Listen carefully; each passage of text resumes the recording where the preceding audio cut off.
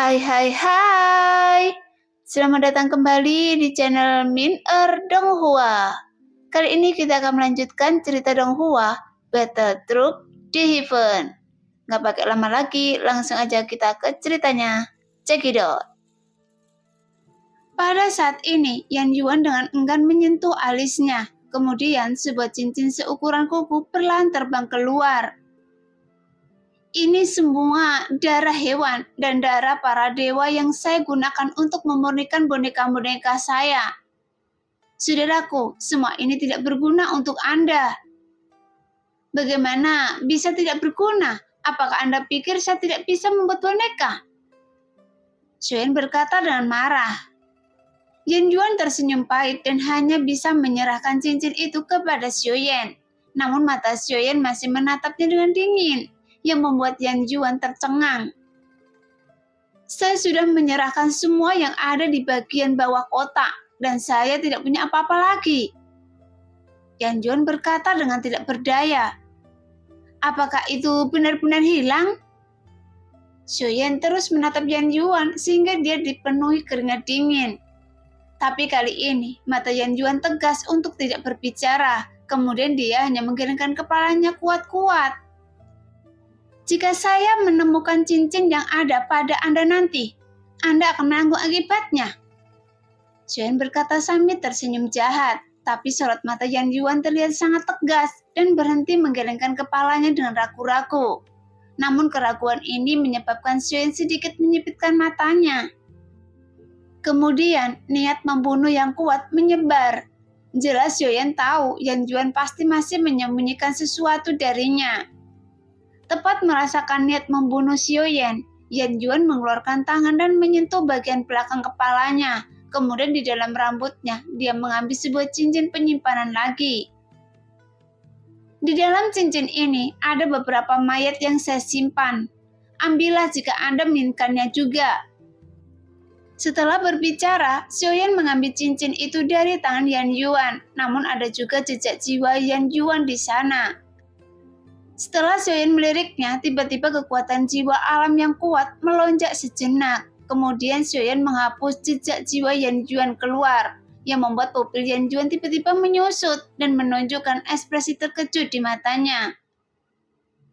Dikabarkan bahwa klan dewa asli hanya akan bertarung dengan kekuatan tubuh fisik yang kuat, dan mereka juga meremehkan kekuatan apapun. Tapi sepertinya Anda benar-benar berbeda dari rumor yang beredar. Mendengar itu, Xiaoyan tidak menjawab Yan Yuan, tapi kekuatan jiwa langsung masuk ke dalam cincin tersebut. Namun adegan berikutnya langsung mengejutkan Xiaoyan. Karena dalam ruang cincin Yan Yuan, dia tidak hanya membentuk formasi es, bahkan Xiaoyan juga menemukan banyak es yang berusia ribuan tahun. Dengan kekuatan dingin yang ekstrim dari es tersebut, itu membekukan puluhan ribu mayat di dalamnya. Bahkan dalam kumpulan mayat tersebut bukan hanya mayat manusia, tapi ada juga berbagai binatang buas dan monster. Dan jiwa Xiaoyan bahkan pergi ke tempat makhluk beku itu, dan Xiaoyan merasa sepertinya dia telah meremehkan latar belakang Yan Yuan. Sebagian besar mayat-mayat ini tidak ada gunanya. Mereka hanya dapat digunakan untuk menyempurnakan boneka yang paling sederhana. Namun meskipun mereka bisa dimurnikan menjadi boneka, tapi kekuatan yang bisa ditampilkan dari boneka tersebut hanya bisa mencapai paling banyak sepertiga dari kekuatannya selama hidupnya. Jadi mereka hanya bisa untuk menjalankan tugas yang sederhana. Mendengar itu, Xiaoyan menggunakan punggung tangannya untuk menerima cincin itu. Adapun alasan mengapa dia menginginkan mayat-mayat ini, itu hanya digunakan untuk melihat apakah Yetian dapat memurnikan mereka menjadi pasukan boneka. Setelah itu, Xiaoyan segera mengangkat kepalanya lagi untuk melihat Yan Yuan. Namun tatapan yang Xiaoyan berikan segera membuat Yan Yuan merasakan kulit kepalanya mati rasa. Seolah-olah ada banyak semut yang menggerogoti kulit kepalanya. Kali ini, saya benar-benar tidak memilikinya lagi. Yan Yuan menggelengkan kepalanya dan melambaikan tangannya dengan liar. Tapi Xiaoyan tidak berbicara dan hanya menatap dengan kejam. Jika Anda tidak percaya pada saya, maka Anda dapat mencarinya sendiri. Yan Yuan terus berbicara dengan panik. Bagaimanapun semua barang-barang miliknya telah dijara seluruh oleh Xiaoyan. Bukalah pakaian Anda, kata Xiaoyan dengan dingin. Mendengar itu, Yan Yuan tercengang dan segera menolak. Tidak, apakah Anda serius? Saya benar-benar tidak punya apa-apa lagi. Bagaimanapun semua kekayaan saya telah diberikan kepada Anda. Lagi pula, saya adalah orang kuat di langkah ke-8 keabadian Kaisar. Setidaknya Anda harus memberi saya sedikit martabat terakhir. Buka mulut Anda, teriak Xiaoyan dengan dingin. Apa? Jawab Yan Yuan dengan ketakutan. Saya meminta Anda untuk membuka mulut Anda. Xiaoyan berkata dengan serius lagi, yang membuat ekspresi Yan Yuan tiba-tiba berubah drastis.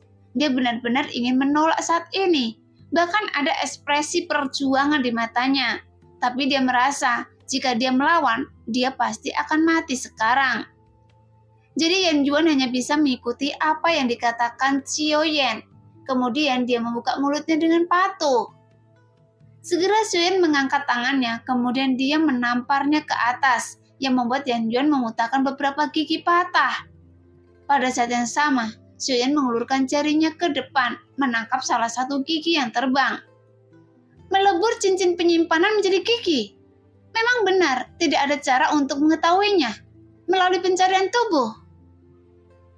Xiaoyan berkata sambil tersenyum jahat. Mendengar itu, Yan Yuan tidak marah. Hanya saja dia sekarang tampak seperti bola karet yang kempes. Bahkan cahaya di matanya telah meredup sepenuhnya. Bagaimanapun cincin itu disembunyikan begitu dalam oleh Yan Yuan. Tapi Xiaoyan penasaran dengan harta karun apa yang tersembunyi di dalamnya, yang membuat Yan Yuan merasa dia seperti telah kehilangan jiwanya. Namun tepat ketika kekuatan jiwa Xiaoyan menembus ke dalamnya, dia tiba-tiba tercengang. Sialan, ini sudah berakhir sepenuhnya. Karena tidak ada jaminan untuk liburan terlambat. Xiaoyan terbatuk 2 kali, kemudian dia benar-benar melemparkan cincin yang berbentuk gigi itu kembali ke Yan Yuan. Ternyata hobi Anda memang terbilang unik. Xiaoyan merasa sedikit malu sejenak, karena di cincin yang berbentuk gigi ini, Xiaoyan melihat salah satu mayat wanita yang telanjang. Bahkan mayat perempuan ini terpelihara dengan baik.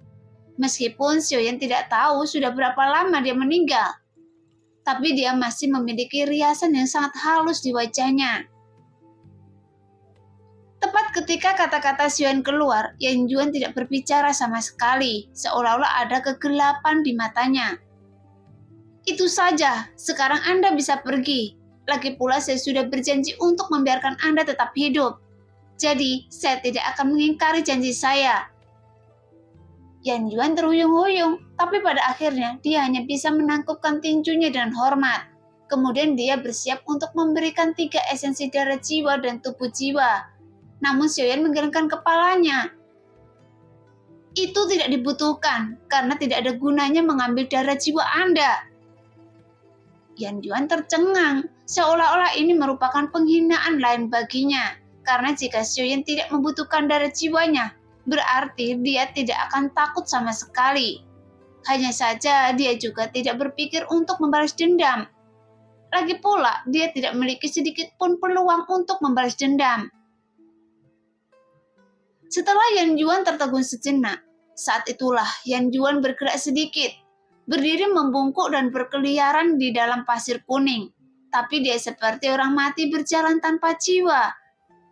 Melihat pemandangan itu, Yonggu dan yang lainnya juga merasa bingung. Mengapa Yan Yuan sepertinya kehilangan jiwanya ketika dia pergi? Bahkan Long Biao mendesis dingin. Jelas sekali dia masih hidup, tapi itu benar-benar membuatnya merasa seperti sudah mati. Jadi orang ini memang sangat menakutkan. Jelas, apa yang Long Biao katakan tentu saja adalah ucapan Xiaoyan. Tapi saat dia melihat Yan Yuan pergi, Long Biao juga tiba-tiba menjadi panik. Dia tidak tahu bagaimana Xiaoyan akan menghukumnya. Saya tidak menyangka orang ini adalah seorang yang memiliki kelainan. Xuan berkata sambil melihat Yan Juan pergi. Namun ada ekspresi aneh muncul di wajahnya. Mungkin karena dia melihat terlalu banyak mayat. Jadi saat melihat mayat-mayat itu, dia memiliki keinginan membuat mayat menjadi lebih cantik dan menawan. Segera Xuan melihat kedua peti mati yang masih tergantung di depannya. Salah satunya adalah peti mati ajaib, dan yang lainnya adalah peti mati berwarna merah darah yang menyegel Yongdong di dalamnya. Peti mati Dewa Iblis. Bisakah mayat keabadian para dewa diubah menjadi dewa? Tetapi itu hanya dapat digunakan untuk memurnikan boneka keabadian dewa yang abadi. Namun itu juga tidak terlalu buruk. Setelah Xuan yang memiliki hal ini, dia segera menemukan selip giok di peti mati ini. Hanya saja ada semburan kekuatan roh jahat yang sangat kuat yang terpancar darinya. Namun Xuan benar-benar bisa merasakan kekuatan yang terkandung pada peti mati ini. Segera, kekuatan jiwa Xuan melonjak, kemudian menyapu ke dalam peti mati iblis tersebut. Jelas dia harus terlebih dahulu menghapus tanda jiwa milik Yan Juan pada peti mati ini. Kemudian baru bisa memurnikannya, sehingga dia menggunakannya. Namun saat kekuatan jiwa Xuan mengalir masuk, tiba-tiba kekuatan roh jahat membuat Xuan mengerutkan kening. Bahkan kekuatan roh jahat tersebut membuat Xuan merasakan krisis yang cukup kuat. Jadi Xuan segera menjadi lebih serius. Dan menurut catatan yang tertulis dalam selip giok, Xuan harus memuntahkan seteguk darah, sehingga beberapa tanda darah terbentuk secara berurutan. Kemudian tanda darah itu jatuh ke peti mati Dewa Iblis. Tapi saat ini, aliran energi iblis mengalir ke tubuh Xuan. Roh jahat itu memiliki keinginan untuk menggigit kembali Xuan. Karena Anda telah menjadi roh, Anda seharusnya bisa memahami apa yang saya katakan. Jika tidak, saya bisa menghancurkan peti mati ini kapan saja. Sekarang Anda akan memilih menyerah atau hancurkan. Xuan berteriak dengan tajam, kemudian energi iblis yang mengalir ke tubuh Xuan tiba-tiba bergetar.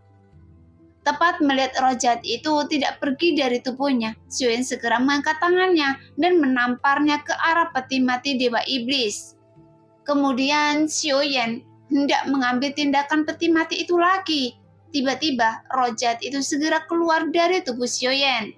Dan segel darah yang tergantung di atas peti mati tersebut akhirnya jatuh pada peti mati. Setelah itu, Xuan mengambil kembali telapak tangannya perlahan. Nah, demikianlah cerita hari ini. Terima kasih yang sudah menonton video Min Earth sampai selesai. Sampai jumpa di video selanjutnya. Bye-bye.